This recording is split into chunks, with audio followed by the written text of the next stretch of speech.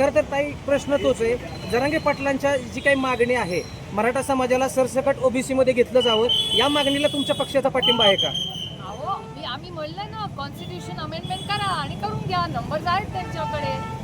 भारतीय जनता पक्षाचं माननीय मुख्यमंत्र्यांचं काय स्टेटमेंट आहे की जेव्हा असे प्रश्न येतात, when there is a will there is a वे.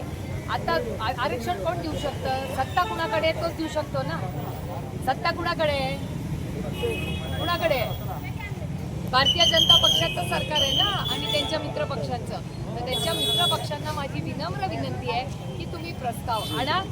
आम्ही सगळे एकत्र मिळून तुम्हाला ताकदीने तुमच्याबरोबर या सगळ्या विषयामध्ये उभं राहू. मला अतिशय विनम्रपणे माननीय देवेंद्रजींना त्यांचं स्टेटमेंट दाखवायचं आहे की where there is a will there is a way, when there is no will there is only committee. थांबा जरा.